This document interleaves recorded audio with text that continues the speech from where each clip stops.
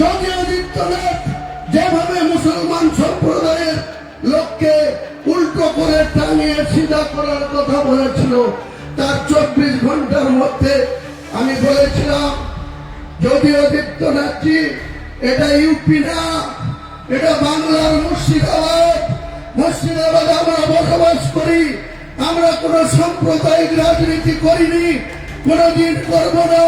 কিন্তু আপনি যদি মুর্শিদাবাদের মাটিতে দাঁড়িয়ে আমাদেরকে উল্টো করে টাঙিয়ে সিধা করতে চান, আমি হুমায়ুন কবির মাত্র 2 ঘন্টা সময় নেব। নির্দেশ দিলেই আপনার এই বিজেপি করা হিন্দু কটাকে 2 ঘন্টার মধ্যে ভাগীরথী জলে ঝাঁপ দেওয়া করতে পারে। উত্তরপ্রদেশের মুখ্যমন্ত্রী যোগী আদিত্যনাথ আছে, যেখানে 72% মুসলিমের বাস যে জেলায়, সেই জেলায় তিনি আমার বুকের উপরে দাঁড়িয়ে আমাকে দাঙ্গাবাজ আখ্যা দিয়েছিল, আমাদেরকে উল্টো করে টাঙিয়ে সিধা করার কথা বলেছিল। একটা লুঙ্গি পরা লোকের লাট খেয়ে ঢোল কলমে ছড়ে গিয়ে পড়েছিল। মমতা বন্দ্যোপাধ্যায়ও শোনেন না, তার ভাইপো অভিষেকও শোনে না, তৃণমূলের তুলাবাজ মাতব্বররাও কেউ শোনে না। কিন্তু অহংকার আমি বরদাস্ত করি না। हमने सीमांचल बिहार में हरा कर दिया, हम बॉम्बे में हरा कर दिए, आप साथ दीजिए तो इंशाअल्लाह पूरा बंगाल को हरा कर देंगे। बाबा ने इसी के लिए जान दिया है, कल भी जान दिया है, आज भी जान देंगे। जब भी जरूरत पड़ी देश को इस मिट्टी के लिए जान देंगे। और नॉर्थ बंगाल में यूनिवर्सिटी की बात, हेल्थ की बात, बीड़ी वर्कर की बात, चाय पत्ती के मजदूर की बात, हम हर मुद्दे पर आपके साथ हैं। आप ओवैसी साहब के साथ हैं, आप हुमायूं भाई के साथ हैं। आप चाहते हैं कि यहाँ क्यादत खड़ा हो, हमने सीमांचल बिहार में हरा कर दिया, हम बॉम्बे में हरा कर दिए। आप साथ दीजिए तो इंशाअल्लाह पूरा बंगाल को हरा कर देंगे, अल्लाह ने चाहा तो इंशाअल्लाह। नारे तकबीर, नारे तकबीर। हुमायूं कबीर साहब आगे बढ़ो, बैरिस्टर असदुद्दीन ओवैसी जिंदाबाद, जय हिंद, हिंदुस्तान जिंदाबाद। বেঈমানরা, বিশ্বাসঘাতকরা, মুসলিম বিরোধী সহ সংখ্যালঘুদের বিরোধীরা, সংখ্যালঘু মানে শুধু মুসলিম না, আদিবাসী সহ শিডিউল কাস্ট সহ ওবিসি সহ অনেক ব্যক্তি আছে। মুসলিমদেরকে শুধু সংখ্যালঘু সংখ্যালঘু বলে চালিয়ে দেওয়া হয়। সমাজের বঞ্চিত, লাঞ্ছিত, অবহেলিত মানুষ কিন্তু সব জাতিতেই বিলং করে। আমি নিজে যেমন কাউকে অহংকার দেখাই না, কোন ব্যক্তি যদি আমার সাথে অহংকার দেখায়, তার অহংকারের কিন্তু আমি মোকাবেলা করার জন্য প্রস্তুত থাকি। এটাই আমার চলার আদত, এটাই আমার চলার বলতে পারেন যে মেন স্ট্রিমের লাইন। এই দলটার কোন নিয়ম শৃঙ্খলা কেউ মানে না, একটাই পোস্ট, বাকি সব ল্যাম্পোস্ট। মমতা বন্দ্যোপাধ্যায়ও শোনেন না, তার ভাইপো অভিষেকও শোনে না, তৃণমূলের তুলাবাজ মাতব্বররাও কেউ শোনে না।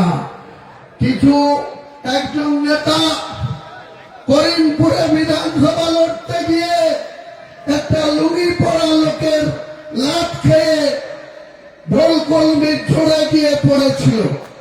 সেই নেতাকে নজরুল মঞ্চে তৃণমূল কংগ্রেস জয়েন করিয়ে 1 মিনিটের মধ্যে সহসভাপতি করে দিল। তার কাজ হচ্ছে তৃণমূল ভবনে বসে বসে তোলাবাজি করা, কমিশন খাওয়া। মুসলমানরা যখন 72% জমিপুর লোকসভায় মুসলমান ভোট, যখন প্রণব মুখার্জিকে ভোট দিয়ে নির্বাচিত সাংসদ করে, সেই মুর্শিদাবাদের মুসলমানরা তখন সাম্প্রদায়িক হয় না, তারা গদ্দার হয় না। মুসলমানরা যখন শুরু থেকে বামফ্রন্টের সেই RSP ত্রিদীপ চৌধুরী থেকে শুরু করে ননীগোপাল ভট্টাচার্য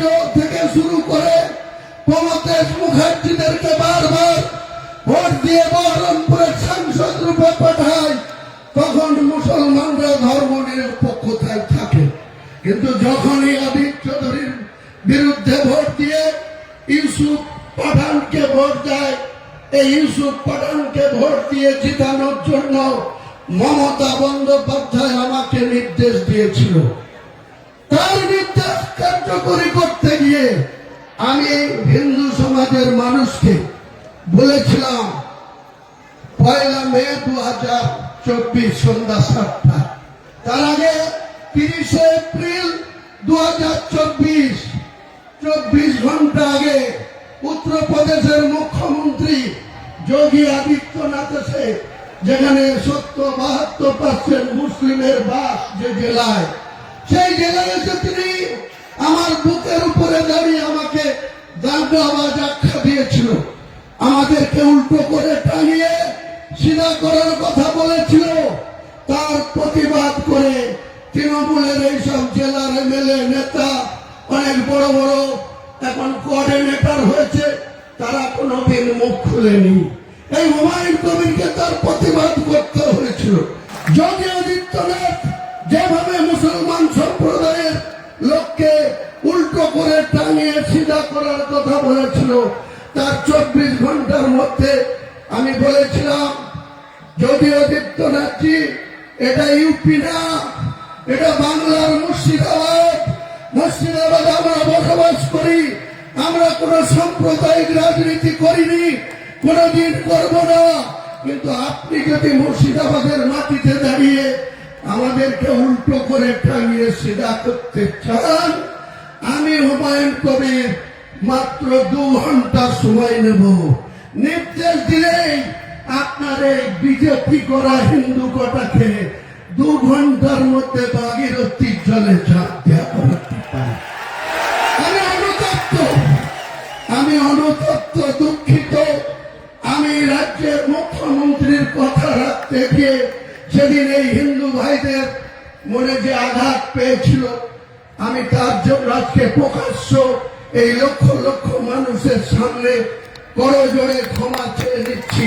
ভবিষ্যতে এরকম মিথ্যাবাদী মুখ্যমন্ত্রীর কথায় হুমায়ুন কবির আর কোনদিন কোন সাম্প্রদায়িক কোন উস্কানিমূলক কথা বা কাউকে জিতানোর জন্য কাউকে আঘাত করার কথা হুমায়ুন কবির বলবে না।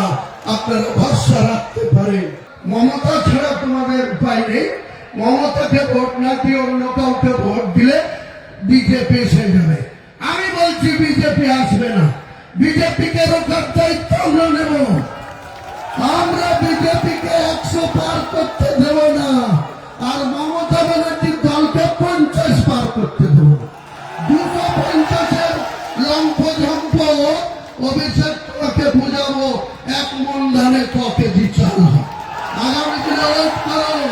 হুমায়ুন কবির বাজি রেখে বলছি, তোমার যতই অর্থতা, যতই তুমি র্যাম তৈরি করে বক্তৃতা করো, আগামী তুমি যেখানে বক্তৃতা করবে তার 48 ঘন্টা থেকে 72 ঘন্টায় আমি আমাদের জোট সঙ্গীকে নিয়ে সেখানে তোমার রাজনৈতিক ভাবে লড়তে হচ্ছে। প্রস্তুত আছি। ব্রিগেড ময়দান থেকে মমতা বন্দ্যোপাধ্যায়ের মৃত্যু ঘটনা বাজাবো। তার সঙ্গে যদি আইএসএফ থাকে ওয়েলকাম, যদি সিপিএম থাকে ওয়েলকাম, না থাকলেও হুমায়ুন কবিরের কিচ্ছু যায় আসে না। হুমায়ুন কবির একাই লড়বে, সঙ্গে ব্যারিস্টার আসাদুদ্দিন ওয়াইসিকে পেলে একাই লড়ে নেবে হুমায়ুন কবির। জনতাই উন্নয়ন পার্টি জিন্দাবাদ, আমজনতা জিন্দাবাদ। আরো ভালো ভালো খবর দেখতে সাবস্ক্রাইব করুন বাংলা হান্টের ইউটিউব চ্যানেল। বাংলা হান্টের আরো খবর দেখতে নজর রাখুন। বাংলা খবর মানেই বাংলা হান্ট।